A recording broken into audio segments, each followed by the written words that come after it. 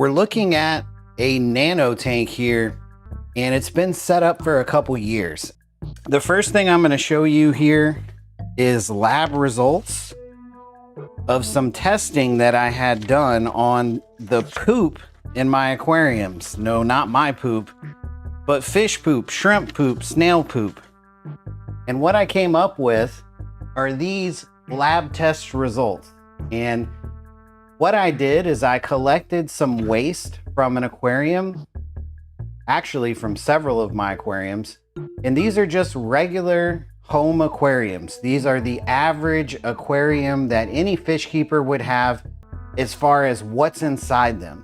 So I have basic nano fish in the tank to the left there. You'll see some celestial pearl danios swimming around. I've got neocaridina shrimp. Of course, I breed Amano shrimp as well. I've just got basic aquariums here, and this one in particular has no filter. It has no air stone. It has no water circulation. It just has a high quality LED light on it. Some of your planted aquarium gurus on YouTube are gonna call gravel an inert substrate. And all that means is that plants can't eat rocks, right? That's what they're trying to say, but calling it inert is kind of a fancy way of saying that. And I knew better from the start. I knew that I had seen myself plants thrive in what they were calling inert substrates without using any fertilizer. They were just filled with fish poop. And so I had a hunch that the plants were eating the fish poop, but I wasn't quite sure how, and I wasn't quite sure what was in that fish poop. So I set this tank up originally to figure out the answers to those questions. But what I did is I just put gravel in here. I took some pearlweed from one of my other aquariums, and I took some cuttings and I just put some pearlweed cuttings in here, stuck them down in the gravel, and I started this aquarium with absolutely nothing other than some snails and a couple shrimp. And what happened was, within a matter of a week, this gravel started to fill up with detritus, mulm, fish poop, shrimp poop, snail poop, whatever you want to call it. It's that brown fluffy stuff that you find in the bottom of your aquarium. And what I found is that without any additional intervention from me, this pearlweed thrived and it grew to lengths just like you see here, a complete, thick, dense jungle. Now let me show you exactly what I'm talking about. This is wall-to-wall pearlweed here. It gets longer as it gets back towards the back of the aquarium, just because I have the light on it. But I've had to trim this obviously a lot, and it gets so thick that my wife can no longer enjoy the shrimp that are in here. I have a couple baby rice fish in there right now that she loves, and she doesn't often get to see those either because they're just constantly hiding in this pearlweed. So I've got a flashlight out to kind of showcase here all of the detritus that's built up. Now that being said, there are times obviously where you're gonna need to maintain how much detritus is in here. If you do start to notice it's becoming overrun with algae, you're gonna wanna adjust your light. You might wanna remove some of the detritus. But what I found is I took a bunch of my detritus out and I sent it to a local laboratory. No matter where you live in the United States, you're going to have one or more laboratories right in your state that does what's called wastewater and soil analysis. And the way they do this test is they test it two ways. They test the detritus while it's wet for its wet analysis, and then they dry it out and they actually test the dry detritus as well. And so I'll give you a quick rundown of everything that it has in it. So we have nitrogen, we have carbon. They gave us actually a C to N ratio as well. We have phosphorus, we have potassium, calcium, magnesium, sulfur, sodium, iron, manganese, zinc, copper. Every single macronutrient, micronutrient, nutrient, and mineral that these companies claim to have in their liquid fertilizers and their root tabs. It's in your home aquarium detritus already. And they're not going to do this testing. You're going to need to do it on your own.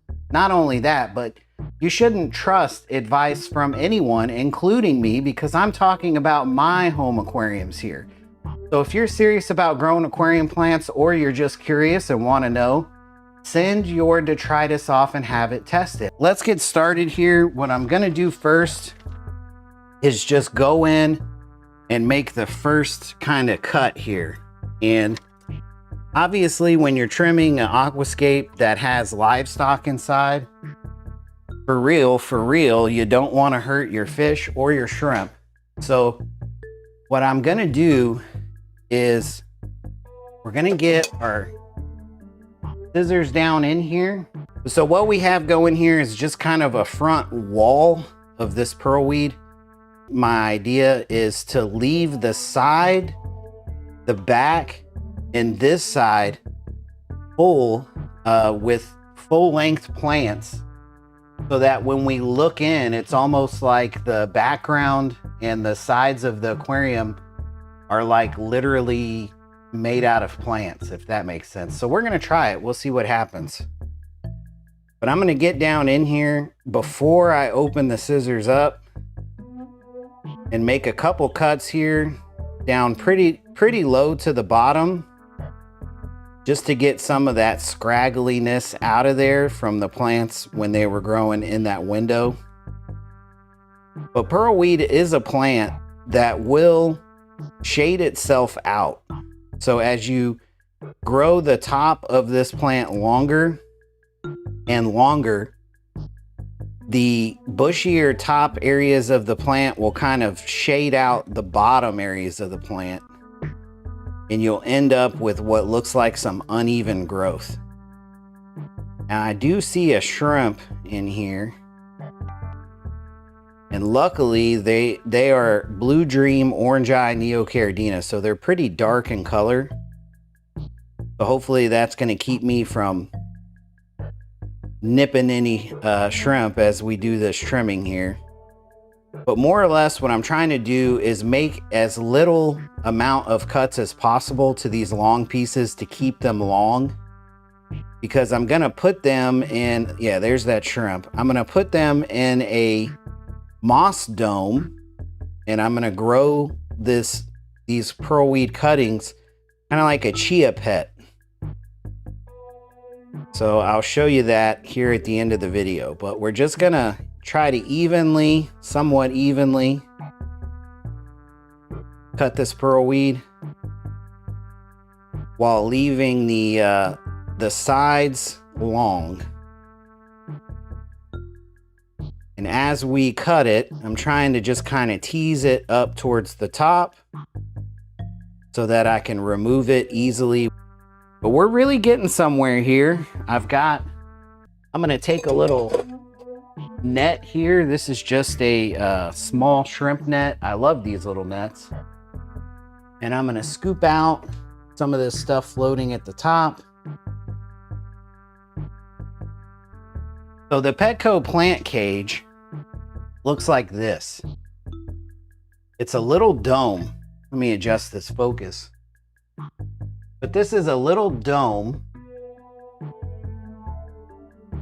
and it's two parts. You've got the top part here that's kind of the net looking plastic, and then there's a base, and the base is filled with these little balls. Those little balls is what weighs it down in the bottom of your aquarium. Some people might call them bio balls. I mean, I suppose bacteria can sit on them, but you can unscrew this base and remove it, and here's the top. So the way you put one of these together is very simple. You take your moss, or in our case, it's going to be pearlweed. I'm just moving that net out of the way there. But you take your pearlweed, you put it in the top. Okay, so I'm gonna put that in there. push it down and kind of even it out on the inside of this lid, this moss dome lid. And that was just a little pinch of the pearlweed that we got. It didn't even take that much to fill it up. Now, what I like to do, if you look at the bottom here, technically this is the bottom of the dome. I like to make sure that the pearlweed goes all the way around the bottom. So I'm gonna take a little more and push it in right along the bottom, like that. Okay. Doesn't have to be perfect. You put your base on, you tighten it up, and this can go in your aquarium. And that pearlweed will grow out into basically like a chia pet. So it's highly unlikely that you're gonna find any of these colorful Amano shrimp in stock at your local fish store. You're gonna have to order them online. What I'm hoping is that if more of us hobbyists use my low-tech, low-effort methods of breeding Amano shrimp, we can make these colorful Amano shrimp available to more hobbyists throughout the United States. That's really the point. So for information on that, and also for the amazing longfin celestial pearl danio breeding project, again, make sure you tune in and subscribe to the channel. I appreciate you hanging with me on this nano tank project that we have going on today. I'm going to get this thing moved back over to my wife's desk and get the light back on it. And once that middle section grows back out, we'll do this again on another live stream and we'll talk about it all over again. So I appreciate you tuning in. We'll see you in the next one.